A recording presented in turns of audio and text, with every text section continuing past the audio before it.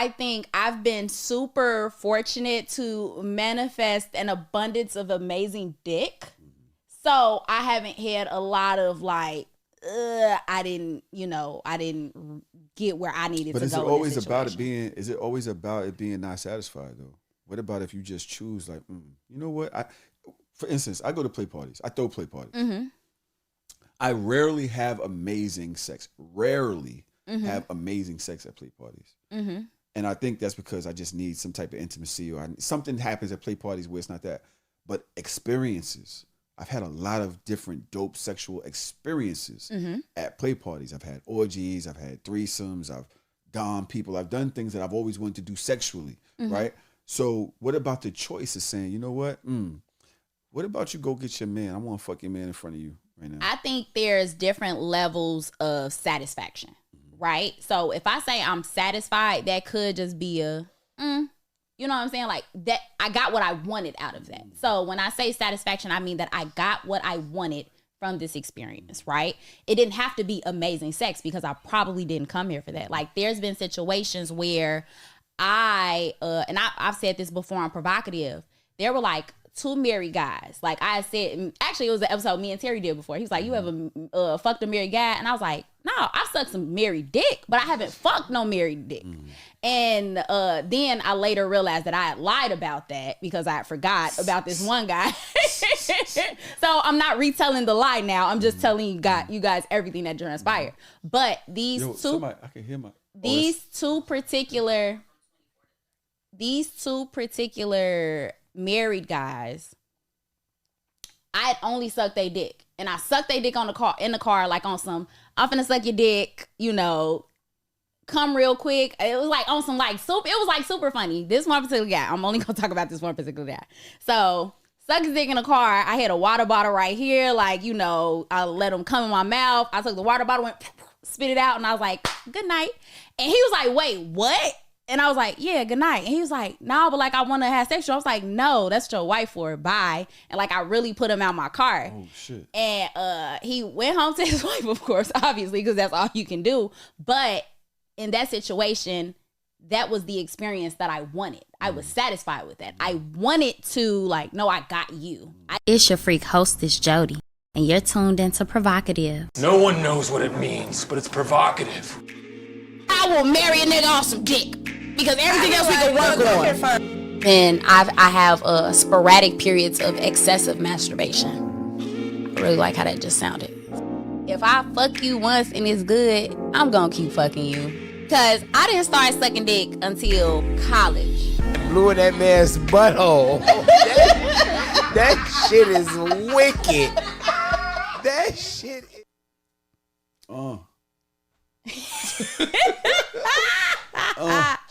So I just recently reformatted Prhoevocative. So now we start off the episode with a hoe fashion, which is a hoe confessional. Like when you go to a confessional and you telling your sins to the priest, but they're telling their sins to the freak hostess.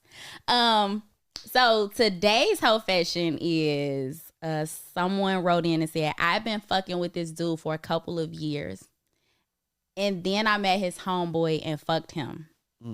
So those two friends, she's not saying this, I'm adding this in. Those friends are penis pals. That's going to be the vocabulary word of the day. Penis pals.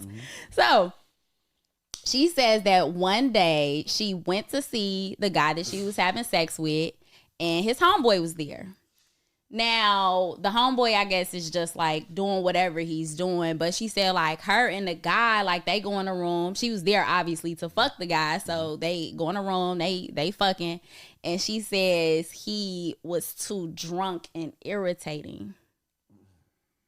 I already know where this is going. So I already know where this is going. So she told him to go get his homeboy. And she told him to go get his homeboy and tell him to come here. And she left dude and finished her nut with his homeboy. Yeah. So. But and dude knew that his homeboy was piping? Yeah, like she was like, go get your homie. Okay. Like, Gangster. yeah. Gang, little nasty gang. Now you should have just put that. That was like super why you ain't just ballsy. do the dope? The both of us then. Yeah, like that was super ballsy. Like to say, like, yeah, never mind. Go, like you could leave, go get your homie. Times. Like that. Excuse me. That's happened to me a few times. What has? Someone told you go get your homeboy? I remember I was renting out a room to a woman that she and I used to have intimacy. We was fucking for a while. And again, as I was telling Terry earlier, it was too close. We're in the same house, and I'm not your man. Mm-hmm. So now you're starting to act like you my girl. Mm-hmm. You know what I'm saying? And I'm like, it's too much, yo. Like, let's just be friends, right? You know what I'm saying? So, and it's so funny because, damn, Terry, I'm a liar. She curved me. Okay. And I held on to it. I was like, nah, you're not going to curve me. I need you. I need you in my life. So I played position and got her. And I was in ecstasy for a minute. I really wanted her, though. Like, I wanted her. But I think something happens in men's mind when a woman tells them no and then they get them. It's like conquest. So you can't really be my shorty like that no more. Like, I got you, and now I'm going to make you pay for curving me. Yeah. Yeah. So it's like, damn, you know what I'm saying? It's crazy because I was on Terry's show earlier and he said that and I was like, nah, I would never do that. Well, I'm glad you came to provocative to tell the truth because what the fuck? But this was 10, 15 years ago. This is a long time ago. Mm-hmm. But at the end of the day is, so I was like, yo, we need to be friends.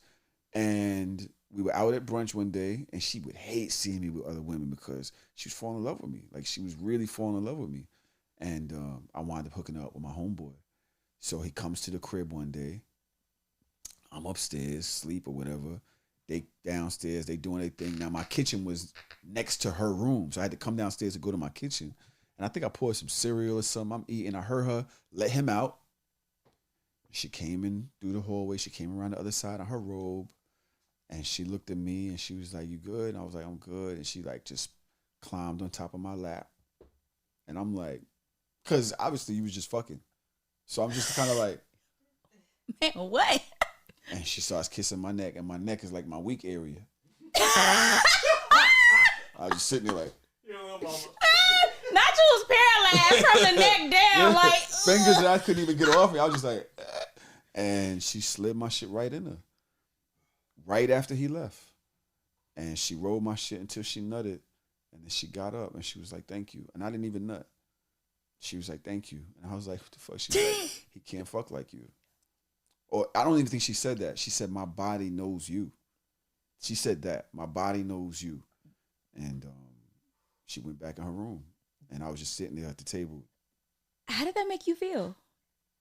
Like a king. I felt like that nigga. Because it's like, damn, I done put you on to some other nigga and he ain't me, so you can't even get. I think that's what every nigga wants, to feel like they the only one. Every nigga, you know what I'm saying? Every nigga's like. No, put all my hoes on my homie. So that shit made me, I sat there, I buckled my shit up and I started finishing eating my cereal. Like, you know what I'm saying? Like, yo. Niggas can't hold me out here. You niggas can't hold me. I'm Kobe, man.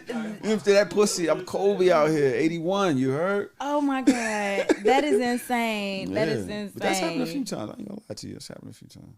Wow. I've had a very sexual life, for sure. I love that for you. That something like that has not happened to me. I've not been in a situation where I was having sex with one guy and I was like, yeah, nah, stop. I'm finna go definitely not go get your homie. I have not been in that situation. But I feel like women do have the power for that. Yeah, that's what I'm saying. Like, I feel like me saying that I've not been in that situation is probably a shocker to my listeners because I feel like they could see me easily being in a situation like that. You haven't chosen that. I haven't chosen that. You're not who you say you are. Yeah, I hear them in the background. First of all, what the fuck?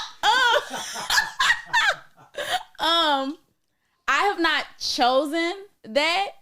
Also, also, I think I've been super fortunate to manifest an abundance of amazing dick. So I haven't had a lot of like, I didn't get where I needed to go. But is it in always this about it situation. being? Is it always about it being not satisfied though? What about if you just choose like, you know what? For instance, I go to play parties. I throw play parties. Mm-hmm. I rarely have amazing sex. Rarely Mm-hmm. have amazing sex at play parties. Mm-hmm. And I think that's because I just need some type of intimacy, or something happens at play parties where it's not that. But experiences. I've had a lot of different dope sexual experiences at play parties. I've had orgies. I've had threesomes. I've dom people. I've done things that I've always wanted to do sexually, right? So what about the choice of saying, you know what?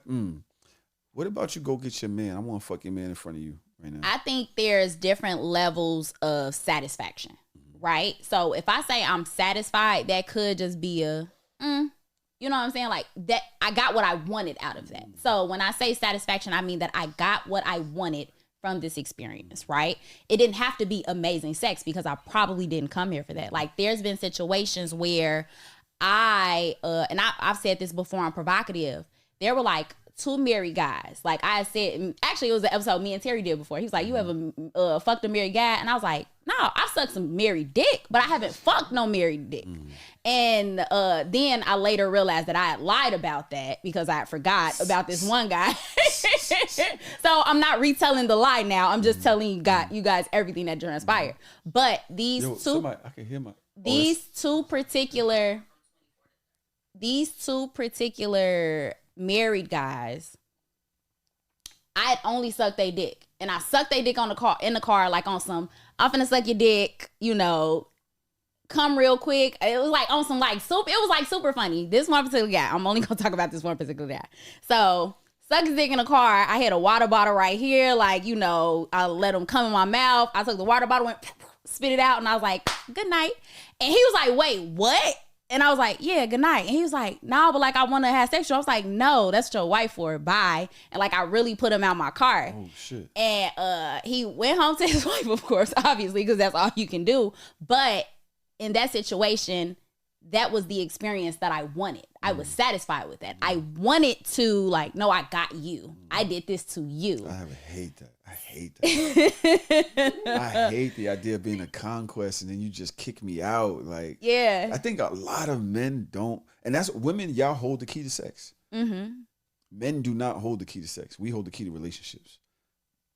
And so I think that I fight that, the idea that you could use me and just throw me aside. But that's why I asked you earlier, how did you feel about her getting on top of you and doing what she did and saying thank you and going back in her room? That it did well. The dynamic at that point, right? I'm sure. Yeah, it's a different dynamic, of course. Yeah. But again, I'm looking at that as like that's something that I would do that. Yeah. I haven't been in a situation to do that, but I'm very capable of doing that. But I haven't made the choice to do that. Yeah. So in my case, it's typically like if I'm unsatisfied with a guy, I might be, and it's not by unsatisfied. I just mean like, oh, the experience was cool, but I didn't reach the orgasm that I wanted. And I can be a bit insatiable. So I know that sometimes like... You're a Scorpio? Yes. Oh, shit. How'd I know that? Insatiable. Once you said that, and then that shit, and then the fact that you could just take what you want and then leave it on the side of the road, that's Scorpio shit all the time. Yeah, y'all motherfuckers is nuts. Jesus, y'all are nuts. Sorry. I'm sorry. I didn't mean to take that from you, but Jesus. You funny as hell. But I've said this before. Like I can, like the person that I'm currently having sex with, right? We have really good sex, and we'll like be just getting done, like having sex, and he knows that I'm going to still turn over, grab a toy, and masturbate right there in front of him. Now, the reason that I like doing that is because like this is like that was a really good, like. Orgasm, nut, whatever. I want to be drained. I don't want nothing left. I want to like, probably like, it depends on like how intense each one is. How many clitoral orgasms does it take for you to be drained if you're by yourself? If I'm by myself, I'm an edger, so I'll go 3. 3, okay. Yeah. I think that's normal actually. Yeah, I'll go 3. So how many penetrative do you need? Penetrative, if it's only penetrative, probably 5. 5 penetrated. And how long in between do those go? If you're in a session, what's normally your time for refraction? Like, all right, I got one off. Oh shit, I got another one coming. Now, my refractory period, I don't really I can go straight into it. So it could be like 2 minutes. Yeah, two. like so you could get them shits off. like I could really get them off, and that's why it's like I be telling people like somebody like me is good for like a threesome because I know that like I'm gonna be over here and I'm gonna be over here. Like if you tired, it's cool. I got this over here. Like I keep going. How much foreplay do you do before sex? How much foreplay? It depends. No, matter of fact, how much foreplay does he do on you before sex? Probably not as much as I would like. And I think that's why Just you need that at the end. Yeah, but then also I'm an edger, so it's like that kind of like works against it too, because if I wasn't an edger, I'm pretty sure it wouldn't be, I wouldn't have to worry about foreplay lasting as long. But because I'm an edger, and now it's like it kind of makes me insatiable. I would tie your ass up. I would. There's a few things. So I think you would be great. So vibrators. I think that you're big on vibrators. Yeah. And I think men don't realize the incorporation of vibrators, what it does to their sex life. And it's because we're so like, my dick. I got this dick. I know what to do with my dick. And it's like, bro, you're a sexual being. Mm-hmm. And that's why like we don't like nipple. A lot of guys don't realize how much they like nipple play. They don't realize that you like your neck. You don't realize that your entire body is a sexual. You're a sexual being. Yeah, men got just as many erogenous zones as women. Boom. And so with that, if you can accept that about yourself, then you would accept that about a woman and say that, there are different ways that she can nut. When I say I would tie you up, it's because I would just keep making you nut before I even enter you. I'm just going to keep making you go. Or edge you to the point like you're screaming for the fucking orgasm. And I'm going to keep it real with you. I might give you commands as where you cannot. And then when I see your body lifting and I see your pussy does this thing a lot of times, it like squeezes right before it's about to, and I just, but I won't let you go all the way back. I'll hit you again. Last time somebody did that to me, I got pregnant. Yeah. Last time somebody tied me up and used a vibrator on me, I got pregnant. But I use that. I might use a spreader bar. Like this. I like how you think. Yeah. He's a problem solver. These are solutions here, people. These are solutions. Yeah. So, and I've learned this from women, and I've learned this from experts. It's not something I've done my whole life. Mm-hmm. Over the course of the last 2 years or something, doing my show, I've just realized that the woman's body, it's so different in entering freshly came pussy. It's so different. So guys, I know the blood rushes to your balls, and I know the blood rushes to your dick, and that's a whole. I don't think y'all understand. The dick has its own motor, brain. Once that shit happens, it's like I'm serving it. This is no longer in control. The dick is in control. It needs to go in, right? And then afterwards, as soon as I nut, I'm like, oh shit, where am I? Oh, what just happened? It's like, who are you? Like, yeah. You understand what I'm saying? And so it's very important. Funny. It's funny that you just said that because Raimi in the background, she just said like, "Oh, motherfucker, be like, you're blind." When I tell you the amount of times that I've heard like, "I can't see," like, man, what? I swear like the amount of times that a motherfucker like right and like, and I'm like laying there and a motherfucker like, wait, I can't see. Like, what? Excuse me? It's nuts. Yeah, it's Velma. Yo, but it's a very important for men. If you really, and what you want from this woman is what I said earlier. You want her to feel like no other dick can replace you. Take your dick out the situation. Just relax for a minute. Oh, you cooking. Hey. I'm going to let you cook because you snapping. Just chill. Work her body the fuck out. You know what I'm saying? And yeah, y'all bugging. But those tools, and I'm telling you, also be careful with your power, because at that point, you've unlocked something that 99% of other men have not, will not. This is an experience she has not had before. She will be fucking, she will climb your fucking building. Spider Girl. She will climb Spider your bitch building. is crazy. And you own that part of her, right? Like with you know, due respect, you don't own nobody, but she But will, no, you are responsible for the effects of a situation that you created. exactly. So that's where you get into aftercare. Terry is not a big proponent of aftercare, as you heard, like Why? the disgruntled What moans. What happened? We've talked about this before, that aftercare is important. And he's like, nah, I just want to tap bitches up, use a vibrator on them, and just let the pieces fall where they may. They will kill you. That's where you get that thin line between love and hate shit. Yeah, so bro. no, and I've said this before, like aftercare is super important. You don't have to be in love with someone to care about them as a human being after having experienced something that was possibly life-changing for them. Exactly. It might be mundane for you, but it was life-changing for them. Exactly. And aftercare is going to look different in a lot of different ways. You just have to be mature about it. I'm like, hey, you know, like, you good? Just want to make sure, like, you know, after whatever just transpired, like, we still on the same page. Is there anything you want to talk about? Etc. So there's definitely a way to do that without you saying like, oh, well, you know, like, I just think that we need to normalize aftercare. We're not normalizing it. I just feel like, man, there's this big ownership thing with us. And it's a lot of control shit with us. And so it's like, I made you nut, you're good, now you serve me. And yo, you don't have to be like that to be a man. And a lot of the layers that we ignore, we don't realize, make us look like a better nigga. Yes. Like it actually serves you to be the to do that aftercare, because she's looking at you like, yo, this nigga did all of this shit for me. Like, I had a woman. Ew, damn, I gonna say this on this podcast? Yes. I'm engaged. I've never told the story. I'm engaged, and before we got engaged, we broke up for a while. We were going through a breakup for over the course of a year.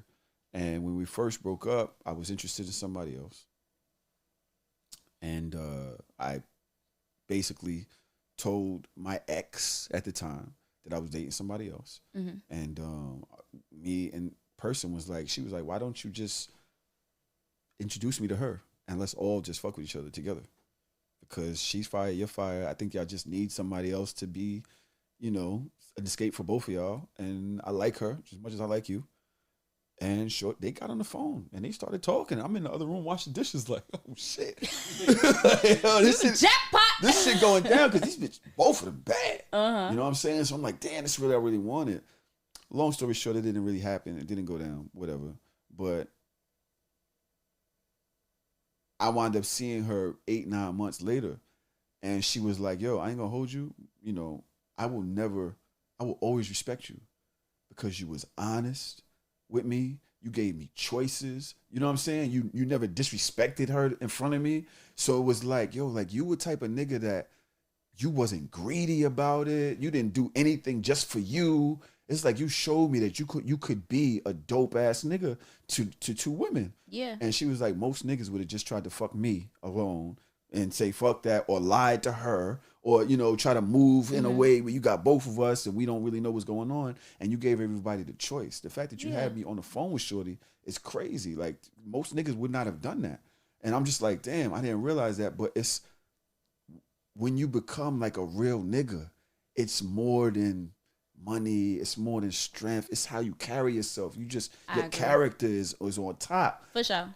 And actually taking care of Terry, actually taking care of a shorty afterwards, like, that shit just adds to your armada, my nigga. Yeah, like, I feel really like it's definitely a character thing. I'm gonna say two things. One, it speaks volumes about your character, right?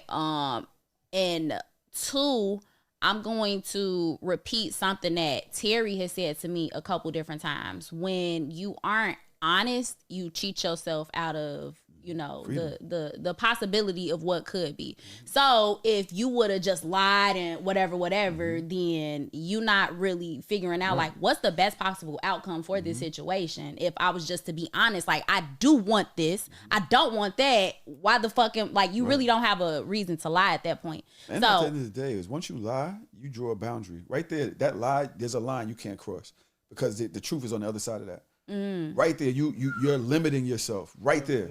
And it's like, I don't really, first of all, if I'm a lie to get my way, why am I drawing things that I can't, it means I can't get my way. If I choose on that, I can't go that route. I can't do this, I can't do that. And I also don't like other people controlling me. Yeah. And that lie now controls you. Yeah, for sure. That's a whack It's way to something live. super player about, you know, just being honest anyways, because you're being honest and getting your way versus lying and still not having your way like how you really want it when you could just be honest. But yeah, that was cool. That was dope. And most men don't realize that women is way realer. We know this on other terms, but women way realer than niggas. Women are way realer than niggas, and they see your game, bro. Women have dealt with more niggas than you. They've heard it all before. Yeah. Women choose you. Yeah. You're not fooling them. They're just saying, you know what? Okay, I'm familiar with this game. It's comfortable. I'll go with it. Cool. Okay, now you're gonna buy me something to eat. We're gonna get a couple drinks. I'm probably gonna suck his dick at the end of the night. Right. Most times her pussy shaved already. She knows. Waxed, please don't shave. Waxed. She knows. You know what I'm saying? But we think we finagled. No, she knows what's going on. And so if you keep it real with her, especially in a way that she's never seen before, nigga, you just top maybe the last 200-300 niggas that say, hey, ma, yo, miss, yo, because she's not even used to a nigga like you. That's really what you wanted. But you don't realize that you tricking yourself out the game by lying. Facts. I love that. So a little earlier, I did say that the vocabulary word of the day is going to be penis pals. But we're going to give y'all 2 vocabulary words of the day. We're going to give you penis pals, and we're going to give you the equivalent of coochie cousins. So the definition of a penis pal is a noun. 2 people related or connected to each other through having had sexual intercourse with the same person. Both people are aware and on speaking terms and or friends. May or may not be like blood kinfolk. Coochie cousins is the exact same thing, except again, it's 2 people. So coochie cousins might be 2 people that have entered the same coochie. To a penis pal might be 2 people who have rolled the same penis. So coochie cousins, penis pals. Those are the vocabulary words of the day. So we gonna get into. Have you ever been friends with 2 people that fucked you? Fuck somebody that I fucked? Yeah. 2, both of them know that they be, and everybody's like, it's cool, it's no problem. Nobody's got a elitist attitude about it. I am very good friends with people that we Dope. yeah. Dope. I mean, but also it's because like I have sex with men and women, so there's Also that. dope. Also dope. But they all know. Everybody knows. Yes. That's dope. Yeah. Yes. I like that.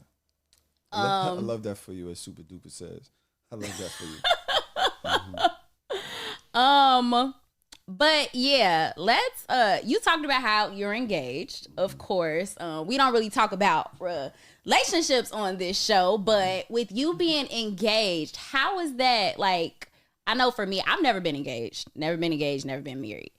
And as someone who is into the lifestyle and into kink, I always wonder about how my life might change if I get into like, all right, I'm engaged, now I have to be married. Do I have to, cut this part of my life out now? Like, how do you think things are going to change, or how are you going to like navigate things moving forward now that you are engaged? That's a good question. And the reason why it's a good question is because I think that you choose who you're going to be every day. Every day you wake up, you're going to have impulses.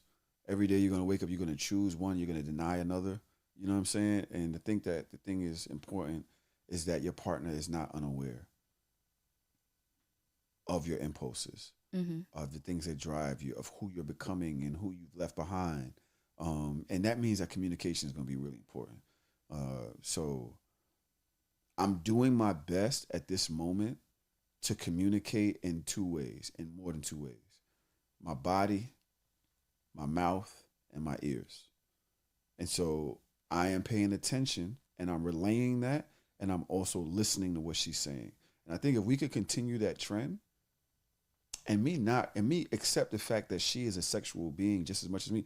I think that a lot of times guys look at women as ownership. And so it's like, yo, you're my wife now. You're my fiance now, or you're my girl now, or whatever it is, and that means you can't, which means that limits her level of honesty that she can be, because she will do what she wants. She will conform to be with you. Women are great at that. That doesn't mean that they don't have those impulses. That just means she's going to lie to you because she knows that you can't take it. Right. And so I don't want to create an atmosphere where she feels that she has to lie to me. And so I want to, and especially when she's with a nigga like me that runs a whole community that's sex positive, because that would mean that she has to not be. Mm-hmm. And she has to accept that I am. That's not fair. Yeah. And that's a recipe for disaster. You know what I'm saying? So what I'm saying is, and I'm going to say this out loud, if she wants to fuck somebody, I want her to tell me. I think that, and I was having this conversation with my friends the other day.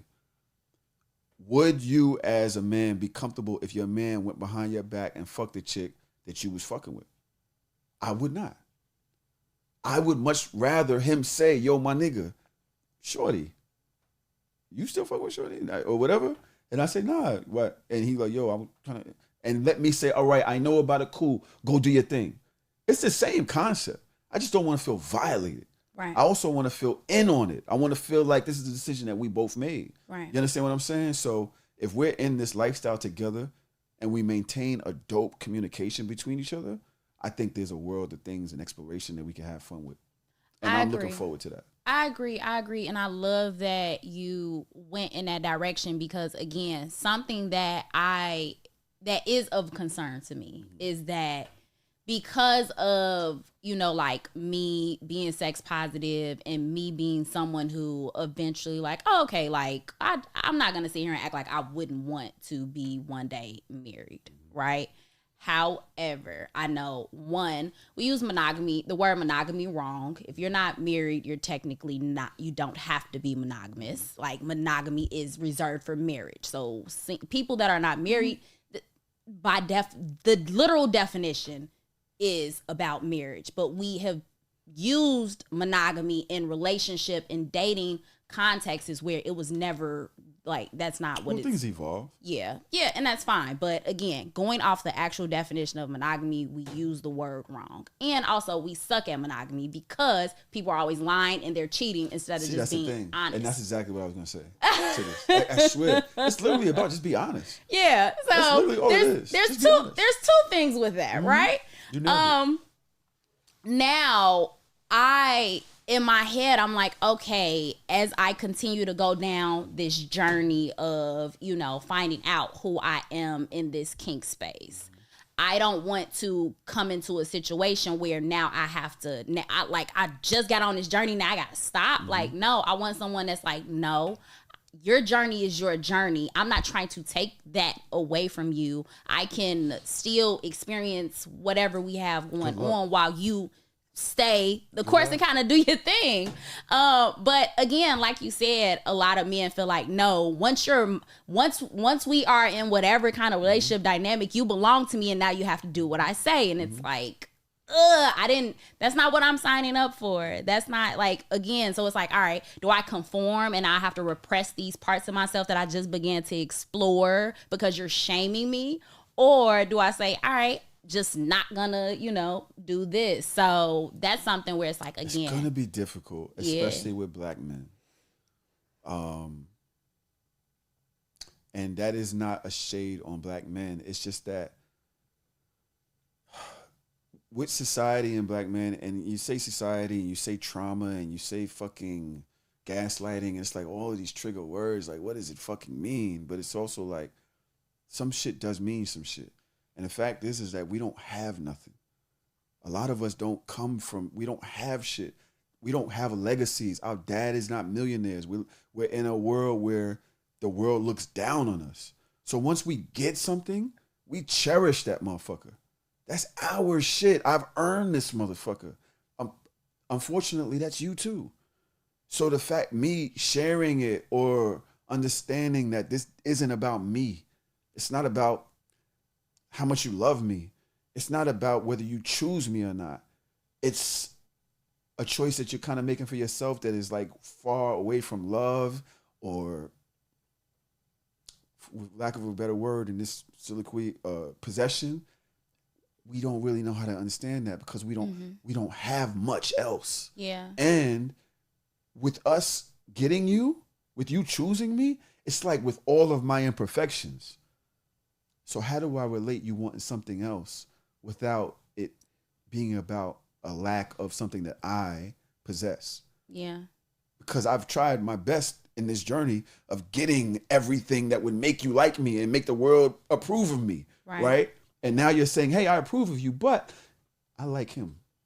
And it's hard for us to do that and where we are in society, right? I think white men are able to give up their power by going, a lot of them like BDSM, a lot of them like cock and ball torture, right? They're able to give it up because in society, they are born in a place where they are, as Terry said in the last, or he said in the last episode, the lion.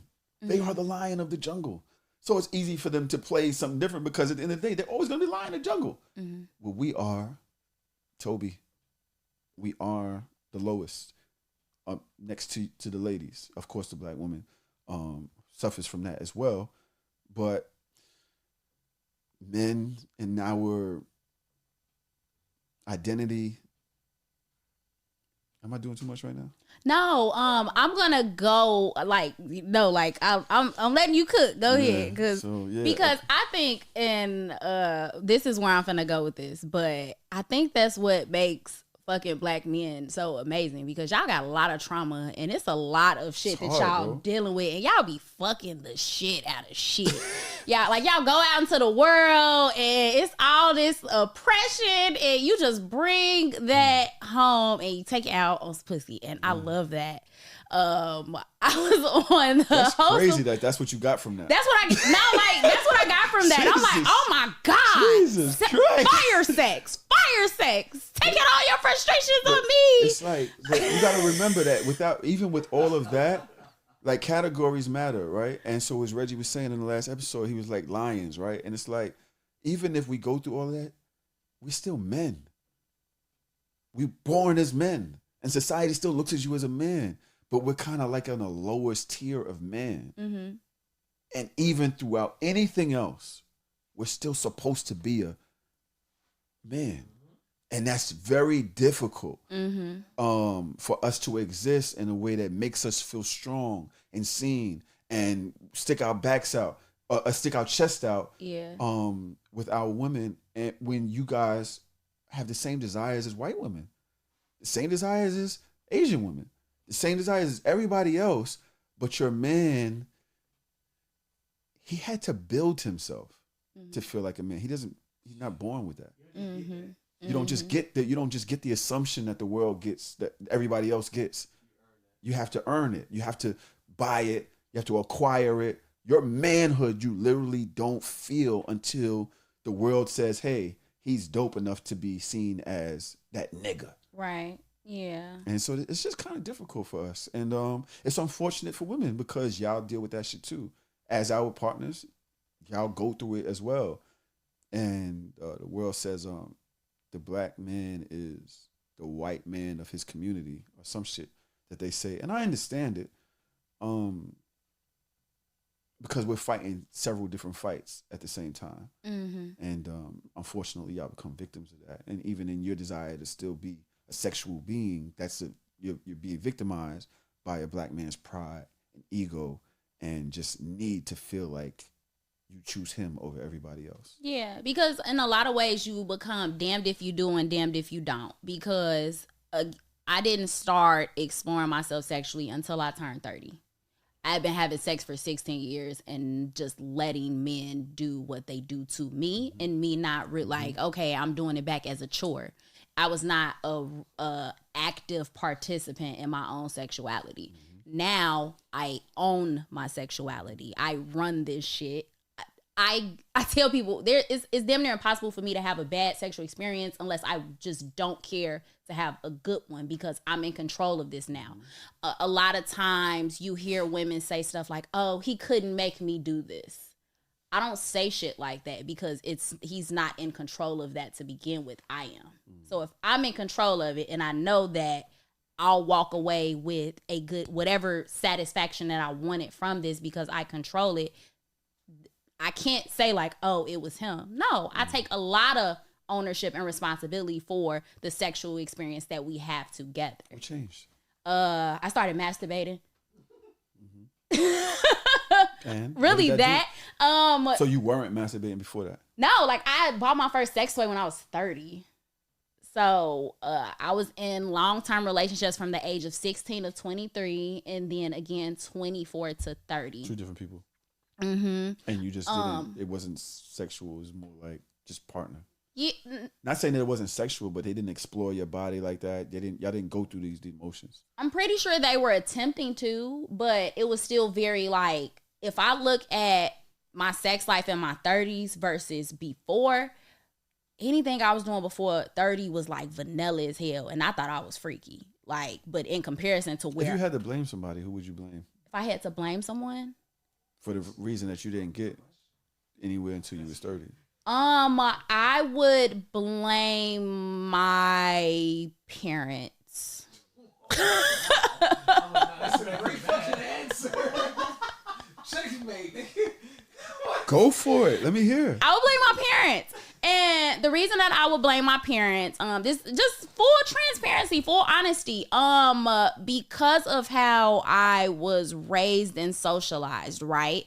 As a kid, I remember my dad saying stuff like, oh, you know, like, your virginity is like you're a brand new pair of shoes. What's up, man? He really said this shit, y'all. I can't make this shit up. Your virginity is like a brand new pair of shoes, and once you open up the box and someone takes the shoes out and they put their feet in the shoes, it's not brand new no more, and you always You're like a fucking car. He used the car analogy too. Like, once you drive off the lot, it depreciates in value. Like, you don't want to be this is the person that people just hop in the car and like, what? So that's what that was from my dad. Now, okay, cool. Now I'm like 14 when I lose my virginity. I want to have sex, but it's not because I'm like, ooh, I didn't romanticize sex. It was like, I'm gonna do this and get it out the way. So the way in which there was no emotional attachment for me to sex. It was like, oh, I like him. Let's do it. That was how it was for me. Because I have these people tell me like, no, it's this. And it's like, gonna do it. Get it out the way. And it ended up not like being that, right? Now, my mom never really had the talk with me. Then when she does find out that I'm having sex, because I didn't tell her before, like it was a couple months after I'd already been having sex, we were watching like a movie on Lifetime. And it was about a teenage girl and she was having sex. And we're sitting on the bed. My mama turns to the side and say, are you having sex? And I was like, yes. And she started crying. She was hysterical. She's like, oh my God, what is your father going to think? Like, what? Like, why is that the response? So if me telling you the truth gives me a hysterical, emotional response, I'm just going to lie to you. Because now you crying and shit. Now I feel weird. I don't know what to make of this. So I'm just going to lie to you. So gets into a relationship because again, don't want everybody hopping in the box. So, hopping in the box is crazy. Don't want everybody hopping in the box. Get in a relationship. with this man until I turn 23 because I want to have sex, but don't want to be the one that people hopping in and out the box. We're young. Like, where are we getting our sexual education from? Every now, like, he's watching porn. I'm not really watching porn, like, every now and then, but all porn is super, like, all right, it's kind of, like, cringy a little bit. Like, I like storylines. I love storylines. So there's that. All of the shame associated with sex, all of the hiding. Then it doesn't help that years before I started having sex, I was molested. So adding sexual abuse onto the fact that I have parents that are telling me like, no, don't do this or whatever. So it's like, even like I wasn't one of those teenagers like masturbating or exploring. It's like, no, I'm going to just have sex with this person. And again, so now it's like I'm allowing someone else to explore me before I've even explored myself. And they're like, oh, what do you like? I don't fucking know. I'm new to this shit. You tell me what I like. So for years, it's literally just me being in a situation where I'm like, you're just giving me what this is. And I'm like, okay, this is fake. That's where the fake moans are. That's why I learned the fake leg shake. Like, I'm like, oh, when I did that one time, I saw his reaction. I'm gonna keep doing that. Like, and I got real good at it. I'm like I'm faking this shit. And I got really good at faking moans.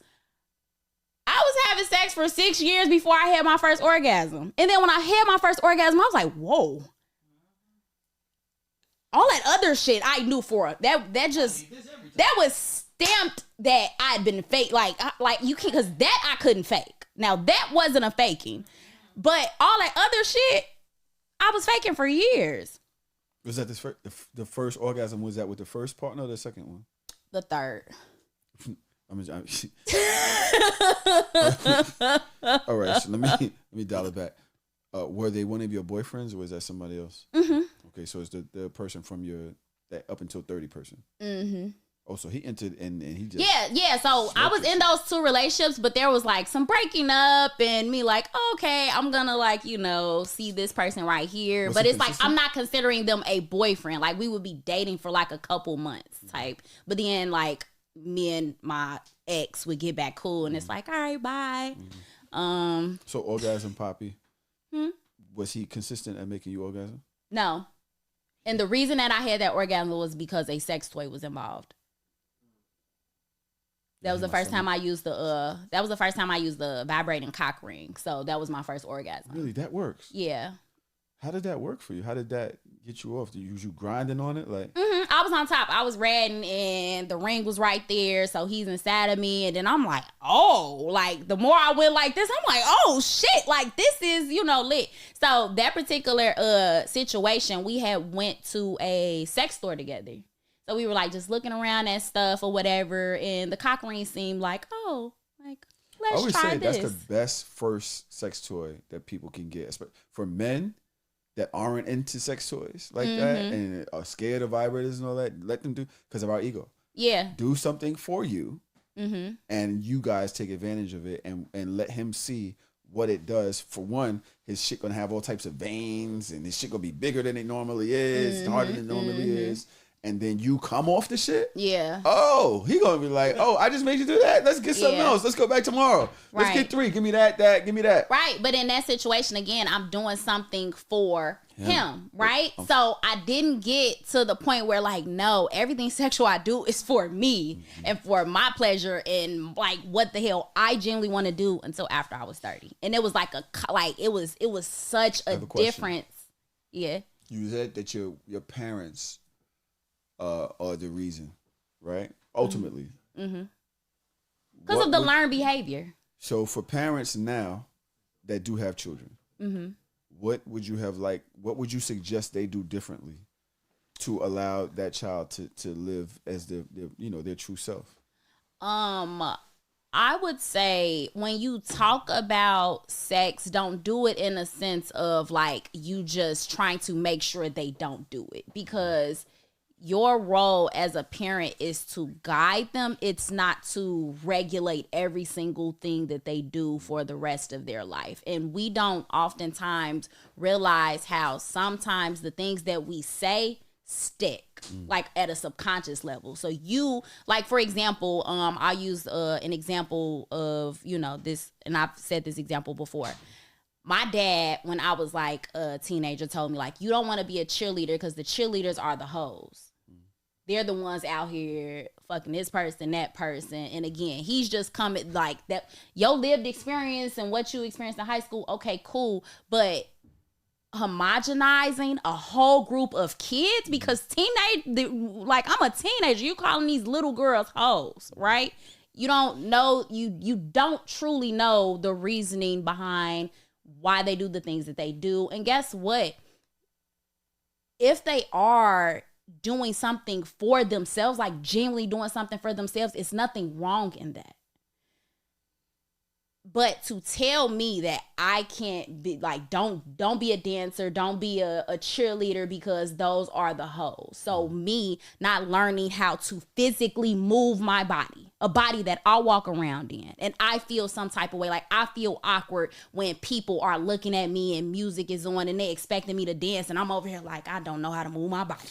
So it's like, what the like, what the fuck? Like, so I was so awkward for so long, and it took for me to be in one of the most toxic relationships that I was in my life, for him to make me feel terrible about the fact that I did not know how to move my body. I did not know how to dance. He made me feel like shit about that. So instead of me just like getting defensive, like, of course I was hurt, but I didn't get defensive in the sense like, why are you picking on me type shit. I had to look at myself and say, like, why does what he say impact me so much? Like, why am I so hurt about the things that he's saying to me? And I'm like, it's because of all of these years of me being ashamed of this body that I walk around in. I don't touch it. I don't masturbate. I don't move it. I don't, like, back then I wore a lot of like turtlenecks. I'm a turtleneck wearing ass motherfucker. It's because I'm trying to hide my body. Like, I remember there was times where, the person that actually abused me as a child, he would make jokes and say like, oh, look at your legs, they so scaly, we gonna donate your body to science.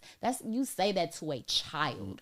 So again, me being someone who took all of this with me for years, like, so I have this being told to me and I'm registering that. You don't want nobody, treating you like this, or if you gonna have sex, you gotta come talk to me first. But when I tell you I'm doing it, you're crying, and then you take me to the doctor to get a birth control prescription. But then when we get home, you actually tear it up and say like, no, you still gotta come talk to me before you do it. So that's like that's mental. Like, you fucking with me mentally. Was the person who molested you in the house? Yes. So even with that, like, the fact that this abuse was going on and I didn't feel safe to go to my mother to talk about it. Of course not. Then I started having sex, and then I see your reaction and I'm like, see, anything that I tell you, this is what the reaction is going to be. So I got really good at suppressing my emotions, suppressing the things that I do. I got really good at hiding who I am. And if I'm really good at hiding who I am, at what point do I even, if I get so good at hiding who I am that I think that that's actually who I am and this is actually how I act and this is how I navigate the world, I don't really, like, the person that I'm showing to these people is not the real me. Okay, so, I'm a father. I have a daughter, 23 years old. Love her to death. She's one of my, I want to say best friends, but just somebody that, like, she puts my outfits together, you know what I mean? We talk about a lot of different things. I would hate to think that for the majority of her formative years and teenage years, and those are stressful years, those teenage years, and you're trying to find out who you are, and just you want to be the dopest chick, right? You don't.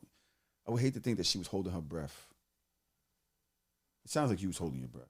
I was, and I've said this before. I think that's why I like bondage so much, because for me, like, because I like being choked like a lot, and it's because I have to hold my breath.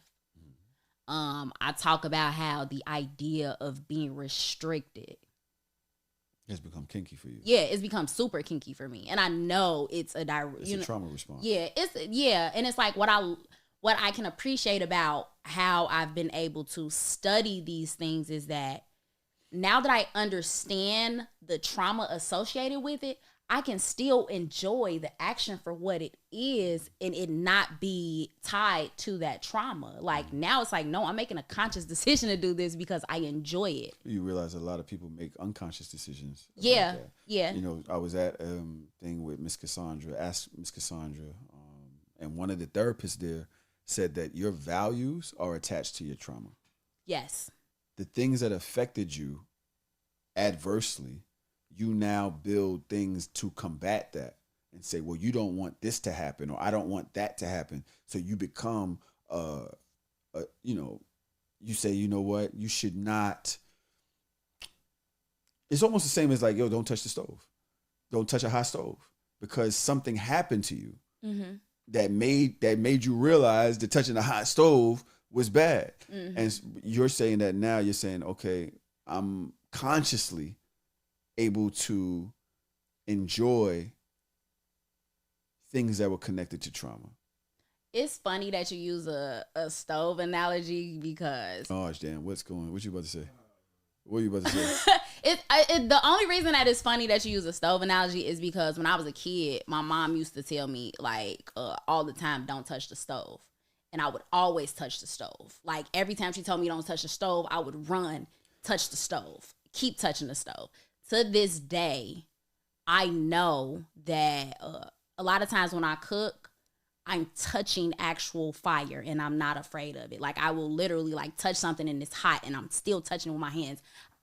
I have plenty of utensils right here and I'm not using it. And I think it's a form of rebellion. Yeah, like, and I tell people that too, like, it's a very rebellious thing about me. Like, even in the years, of me being silent, there was a lot of rebellion behind that silence. I am nervous to talk about anything regarding your abuse and shit like that. Do you mind if I ask you a question? Go ahead. I just want to know,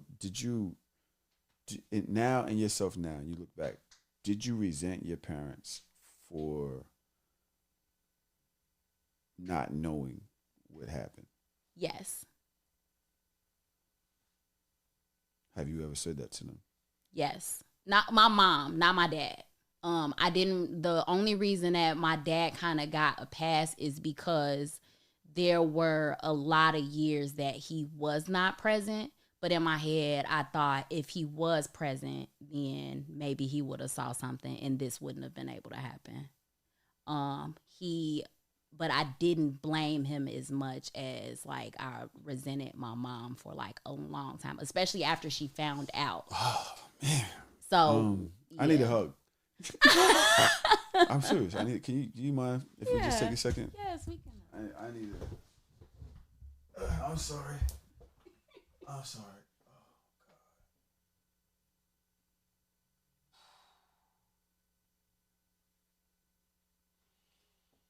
Thank you. I needed that because I'm a dad, bro. I'm a dad. And I don't be knowing what she's going through. You know what I mean? Like, I try. Mm-hmm. You know what I'm saying? But I'm the one person. I think we're gonna have to do a trigger warning on this episode. I don't know. Yeah, we could definitely do a trigger warning. It's funny because I definitely do not be warning people. I just go right into the triggers. This is heavy. Yeah, it's heavy for me. Yeah, because my daughter's fly, man. She's dope, and she's also emotional, and in the city atmosphere, Brooklyn. Yeah, people. You see, she's gonna see a lot of guys every day, and then she has her boyfriends, and I don't know what the fuck going on. I can only be there as much as she lets me. Right. And so who knows, what she's hiding or what she's holding on to. Yeah, and what's like crazy about that as well is that just on a daily basis, like as a woman or even as a young girl, like I remember being exposed to so many different things just unintentionally. Like unfortunately, my mom was someone who always opened up our houses to other people, which put me at risk, put me in danger. Like there was a situation where I have a younger sister and a step uncle went to this sister and was like, is asking about me. I'm not gonna say my real name, but he used my real name. He's like, is having sex. Why are you asking my sister if I'm having sex? Yeah. Right? So, but our house, like there was so many people that lived with us growing up. Like I just remember it's like, oh, these your cousins, these your uncles, these your aunties, these your, you know, like I just remember a lot of people living with us. And I'm the oldest. And I'm the only one who has my dad. So with me only having my dad and then the rest of my siblings having their dad, I already felt as an outcast. So again, so that's one more thing too. So it's like all of the things that I'm learning about attachments and relationships and your value as a person to whatever the dynamic is. Pair that with the fact that I felt like I was alone. I'm in a house with siblings. I'm in a house with, you know, all these people and feeling alone. So again, like, I'm like, all right, I have sex with this person. I don't have to, it's something, it's cool, but I still feel alone. So I don't like, that's not something that I even like anticipate in a lot of ways. And I know like there was a moment where, and I tell Terry like, oh, I don't know if I am someone who wants to be monogamous or if I crave that. And he's even pointed out like, how do you know at one point you're like overcorrecting something? Because I went from being silenced, then I get into these long-term relationships. I'm only doing stuff for other people. And then I turn 30 and I like, Go crazy. I am wilding. Like they let me outside. And it's crazy because I do still feel like I'm like a lovey-dovey mushy person.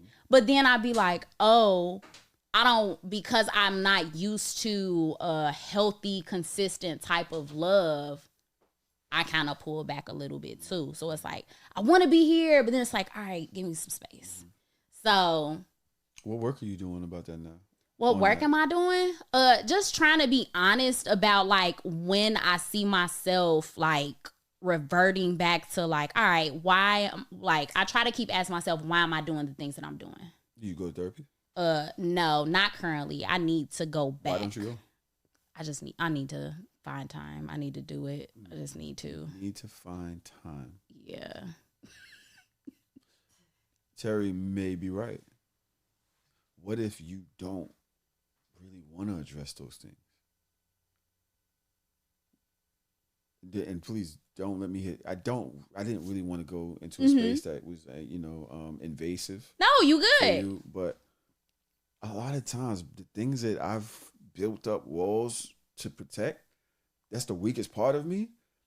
And I spent a lot of time building them fucking walls. Like, I'm okay now. I'm okay now. I actually said that to, I think I said it when I had Brittany on the episode, because I said I was she said she was no, I've said this to multiple people actually. I probably should stop saying this. They like, oh well, the first step is admitting it and acknowledging it. And I'm like, in a lot of ways that's probably gonna be the last. Like that's the first, the only, the last step. Like it's just it's a stoop actually. It's not really a step. It's a stoop at this point because it's not a stair. Right. Like this is it. Like I know why I'm making the choices that I make, but is it beneficial to change these choices? I don't think so.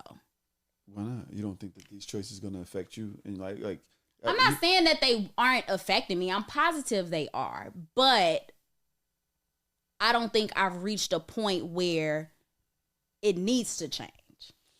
If you're on if I get on a flight, an airplane, and I know the wing needs to be fixed, you see where I'm going with this?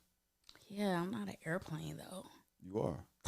You're a functioning being that you're consistently wearing and tearing on something that you've put tape on. would you like it if they just put tape on his plane? No. Because what happens is people break.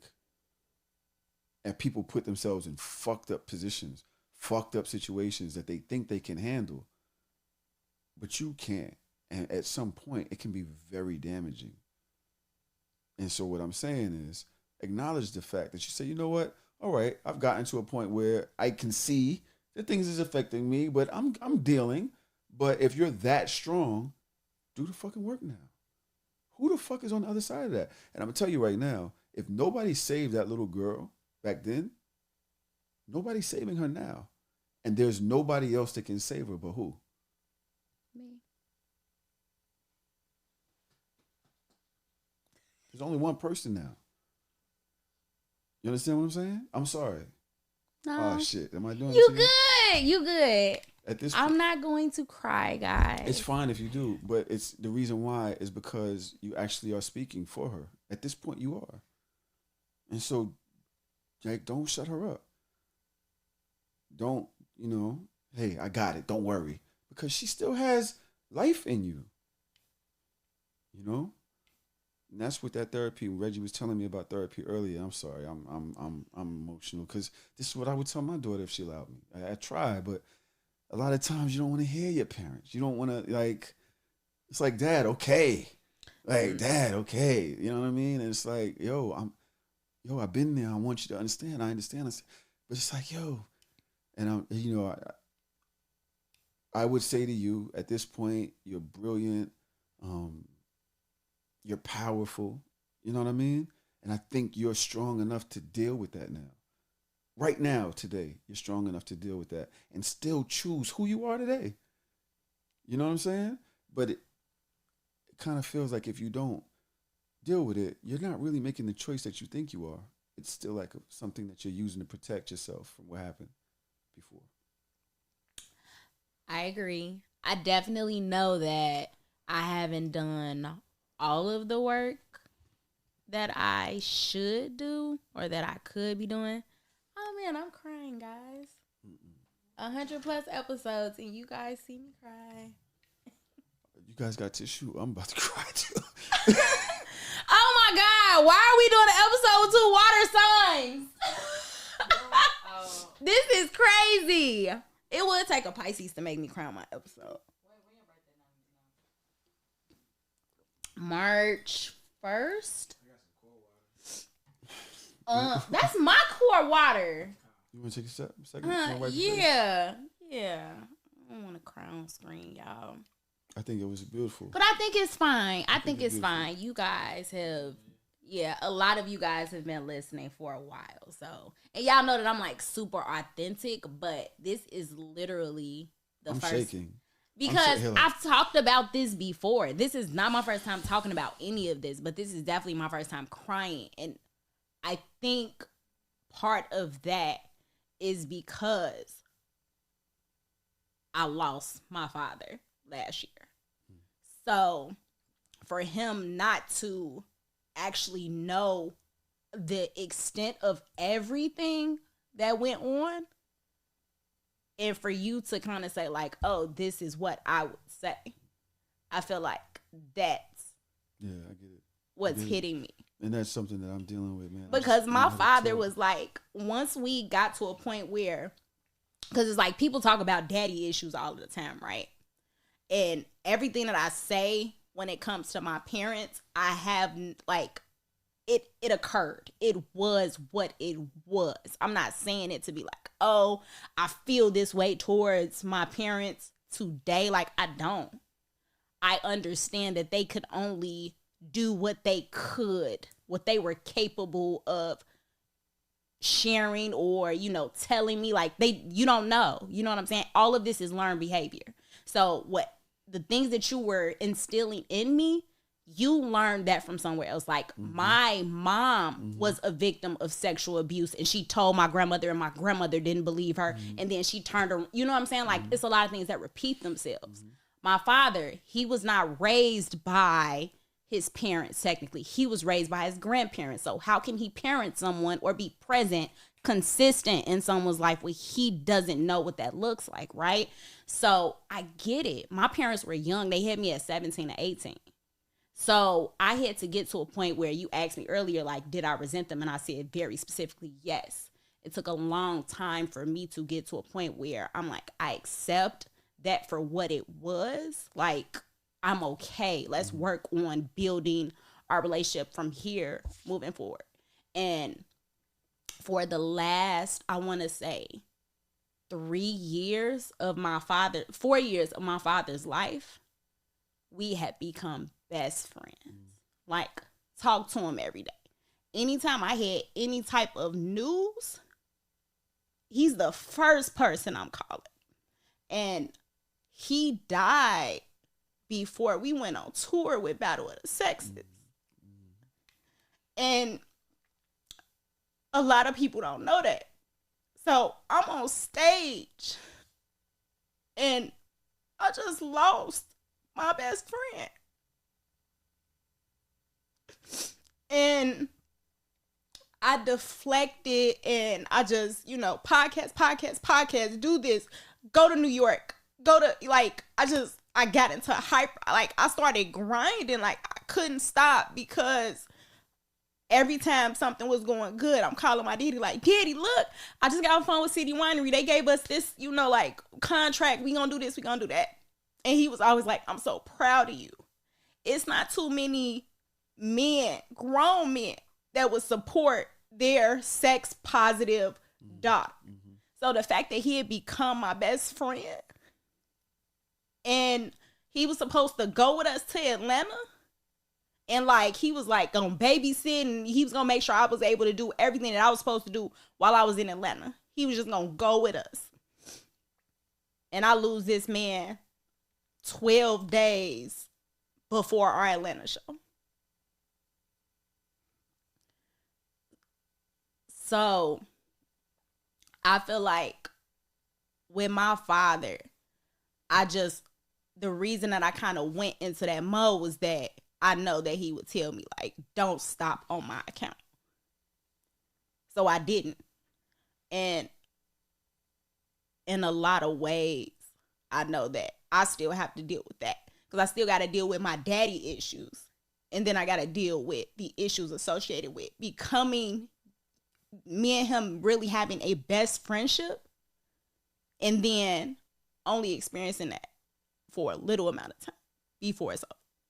So even with that, it's like, how can I, again, with that consistency thing, it went from, all right, I met my father when I met my biological father when I was 5 years old. He was around for a couple years, then I didn't see him for a couple years. Around for a couple years, didn't see him for a couple years.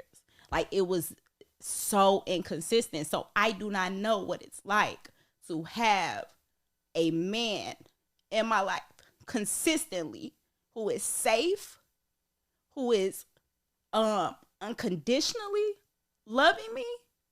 I've never experienced that. But are you ready for that? No. And so, with respect to your father passing and to your history and to who you are today, and to the effect it's had on you, again, I say, what would be the one thing that you could do to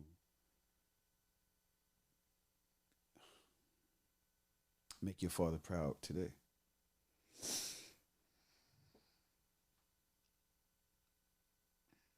Because it's not about your choices today. It's not. He accepted your shit sex positive. He been did that. But he ain't know about that. He didn't know. Right? And would he want you to be in a dope ass relationship? Would he want you to get past those things? Yes. Right? Yeah. So there is one thing. And I'm saying for one thing, I'm going to keep it real with you. People ask me, yo, you pod. Yo, this shit therapy, bro. Yeah. This shit is fucking therapy. Being able to, and I sit with some really intelligent people all day and do what I do, but it's not therapy. It's not. It doesn't replace it. And I know it doesn't replace it. So I tip, so for me, provocative has always been about being honest and authentic with myself. And through sharing that with other people, hoping that they too will do that. So again, the fact that I did like 5 episodes of Provocative before I stopped recording, went all the way back and said, I gotta dig deeper. And it's because of a conversation I had with Terry. Terry was like, nobody knows why you even talking to them. So I had to get real honest about myself, with myself, and say, this is why I'm telling this story. Why should you listen to somebody like me talk about sex? Because a lot of Black women deal with being shamed and socially constructed to view sex in a way that is done to them, and they are not active participants in it. Sure. So through me exploring this and being super authentic about the good, the bad, and the ugly of sex, because I don't just focus like, oh, well, you know, I had that threesome last weekend. No, I talk about all of it. I talk about the sexual education, the trauma associated with it, like how can you get past it? And you know, on the one hand, it's like, all right, cool, sex coach over here, but I'm still a person. I am still a person that is capable of mistakes, that has the potential to improve and learn. And I share all of that. I literally give all of me. And that is how I want to live life. I want to give all of me to this shit. Well, you can't. You're not even paying attention to all of you. The person who made you're basically ignoring. This is why I'm telling you, you need to do that. You got a voice.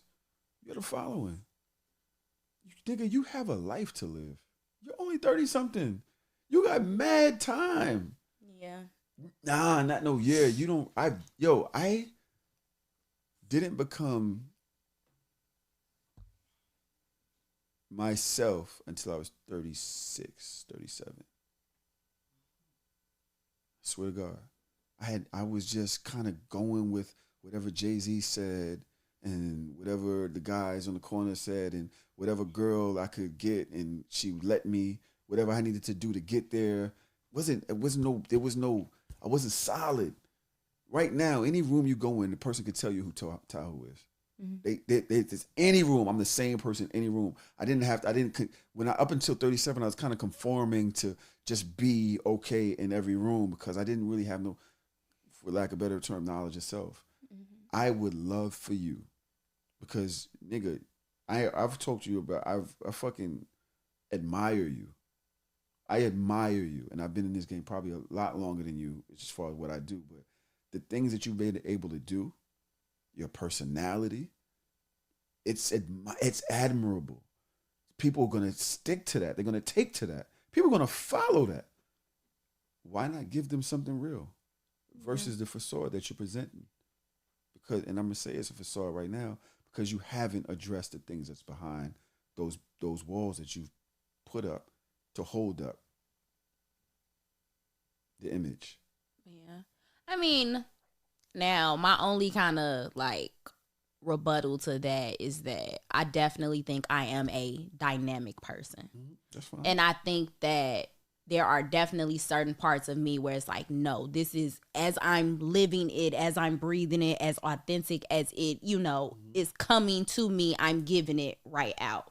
But there are other parts of me that are like, access denied. Like, but they're access denied for you too.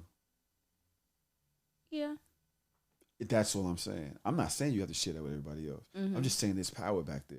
It's a big, that's your soul. That's your, everything that's driving is behind that wall.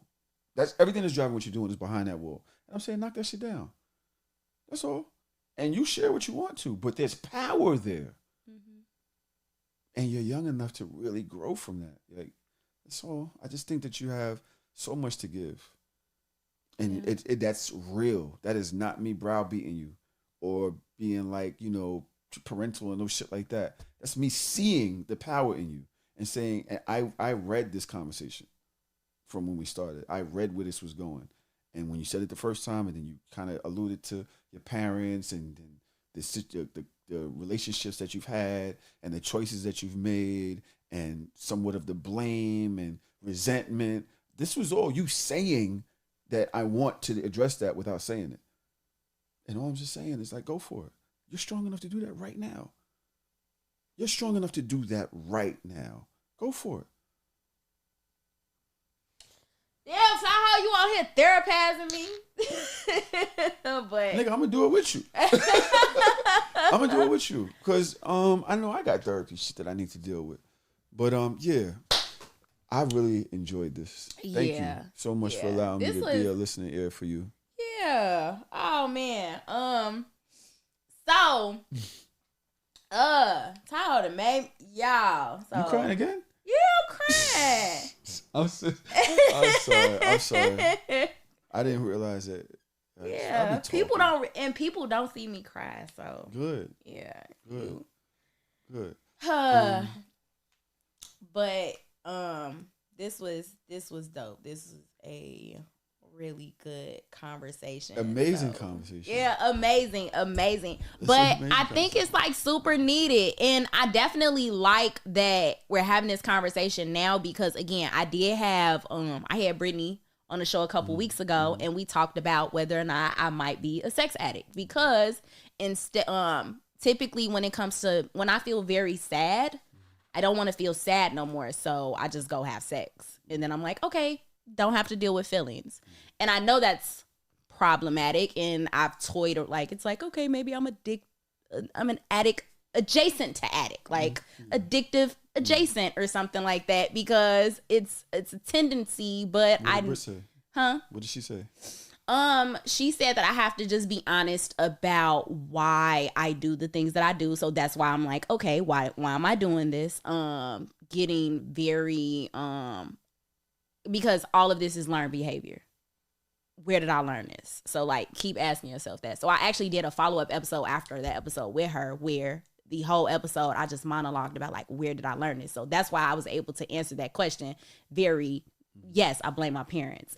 But I don't just blame my parents. I blame my grandparents too. Like I blame the generations that it's like, because again, all of this is learned behavior and it's like years and years of shaming and, like doing something off to the side and then like, trying to protect the offender and blame the victim and me seeing older, teenagers around me like actually tell the truth and seeing what happened to them when they told the truth and people still saying like, no, he didn't do it or watch what you wear or maybe if you wasn't so fast and me not wanting to subject myself to that. And then it's like, okay, cool. I just keep correct that behavior. I'm learning these things. So had the episode and this was I want to say this is hands down probably the most emotional episode I've ever done. And I've done other emotional episodes, but this is definitely the most emotional, not just because of me crying, but because of us talking about all of what kind of transpired. So, today's motivational speech. Okay, so we now end the show with a whole affirmation. So I was gonna go in a totally different direction, of course, at first, but now it's like we can't go off track. I gotta like face my whole demons, y'all. That's what we going with this. It is time to face your whole demons. It is okay if this is gonna sound bad when I say it, but it's okay that trauma happened. Okay? It is okay that trauma occurred in your life. You don't have to be stuck there. Once you refer to your trauma as like my trauma, now you're possessing it, right? You're taking ownership of it, and you almost have to detach from it and say it was the trauma. It's the trauma that occurred. So now, with you having that separation, you're able to heal and you can move forward and you can grow from it because you're not harboring all of this extra energy associated with that. Yes. So it is time for you to accept it as something that occurred. There are thousands, hundreds, millions of people around the world that have dealt with some similar trauma to that of yours. It is the trauma. You can work through it. There are ways for you to literally accept it for what it is, heal from it, and still enjoy whatever kinky shit that came out of whatever that trauma is. I definitely think that the reason that I am into BDSM and I like to be choked and I want to be restricted is a result of trauma. However, through healing, I can still enjoy all of those things. It does not mean that I have to change that behavior. It's just the reasoning behind why you engage in the things you do. Or you might decide like, you know what? No, today's the last day that I'm engaging in that shit. And that's cool too, because at the end of the day, it is about prioritizing your sexual pleasure, your enjoyment, the way in which you live life. Don't put yourself in a box, and not facing your whole demons will put you in a box. So yeah, that's what I got for y'all today. That was amazing. That's the motivational speech of today. I say. Tahoe, yes. What you want to tell the people? We all got that shit. We just got it in different ways. And it's just very important for us to realize that we want to, I always said, bro, like I was very unfair to little me. I was very unfair to little me for a long time, for 20, 30 years. Very unfair to him because he had all of these dreams and light. He was happy. And I ignored him because I was scared or ashamed or just so many different things that I kind of sat him down and was like, yo, I know you want this, but I feel more comfortable doing this. You know what I'm saying? Like, and this is where I want to be. And so at 25, I was just completely different than anything that he wanted. You know what I'm saying? And that was fear. There was a lot of fear. It's to me being in the street or accepting the things I did or doing the things that it was me ignoring what was controlling me. And so I say that as a man today,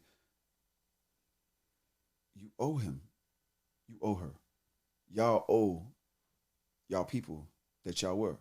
Unless you've been doing the work, and salute to you, but also spread that light to your friends, especially us as Black people. We got to do so much to make it seem like we're okay. Mm-hmm. We do. And we speaking that earlier, we have to do so much to make it seem like nothing is bothering us on an every fucking day. Yeah. Do the fucking work. You know what I'm saying? So that it could be the truth when you say that you're okay. Prioritize that shit. You know what I'm saying? You know, we say like, yo, I ain't got time, or it's so expensive. Nigga, you just bought a fucking $60 bottle of Casamigos. Like, and that shit was gone in 3 hours. You got the bread. You have the time. You're scared. Let's just put it on the table. You're scared. So yeah, let's face our fears and do what the fuck we gotta do. Yeah, I love that. Guys, as always, I'm telling y'all, leave a review. I like those. Leave a review, share the show with a couple people that you know would enjoy it. If you want to join the Discord, shoot me a DM. We be talking over there. What else? By the time this episode comes out, the Never Ever Mets would have aired. Tune in to the Never Ever Mets starring your girl. It is on HBO Max and Hulu. Your girl on TV, y'all. So I'm looking forward to that. If y'all listen to this show, y'all know that the way I'm gonna be acting on TV is how I really act. So and yeah, I got some more sex classes that's about to drop. I'm doing a collab with Tees University. You can be looking out for the Bedroom Blueprint. So yeah, teaching a series of sex classes.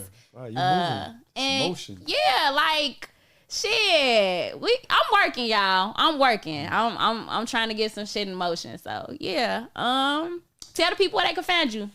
My name is Tahoe _TV. do not expect me to be on Instagram doing therapizing and all of that. No, that's special treatment for me, y'all. I literally just did somewhat of a food review today, and I talk shit a lot. That's just who I am. I'm really proud to be able to say I am who I am today, and that's what you're gonna see. However I feel in the moment. But I'm also a show host, which is the Hard or Soft Show. Things and Jody's been on the show before. I believe you've been on. Have you been on Hard or Soft? I've been on both. I was on both. I was on Hard or Soft and So Shameless. I love y'all. So we talk about the things that make men hard and the things that make men soft on Hard or Soft. But we also have a show called So Shameless. And on So Shameless, I normally get my ass dragged for unpopular opinions. So please don't think that it's going to be what you see here today every day. I'm a myriad of emotions and talent and fuck shit. Facts. So please follow me. I'd love to see you and talk to you. DM me. You know, I get back to everybody. So yeah, it's funny because I had to harass you a little bit before we got connected. I harassed them, y'all. I don't really like being told. I don't like being told no. I didn't say nothing though. You just kept sending new emails. That's fine. I feel like no response is a no, so I gotta make you respond. I think a no is a no. You didn't get a no, which was enough for you to say that's not a no. Let me send another email. Yeah, that too. I just wanted a response, so I got it. I get what I want. That's right. All right. Oh man, but yeah, that's all we got for y'all today. Until next time. You go. I want to remind you to embrace your inner hoe. Thank you for tuning in to Prhoevocative, and don't forget to follow us on all streaming platforms. Happy hoeing. PRHOEVOCATIVE. Spell with the word hoe because deep down, we all got some hoe in us. And this is your safe space to be unapologetically provocative. Oh, is my growl too masculine? You put the nigga in missionary and in the moment. What the fuck? That shit is wild. You all right? Yeah, I'm okay. Sorry. It's fine. I just need some weed.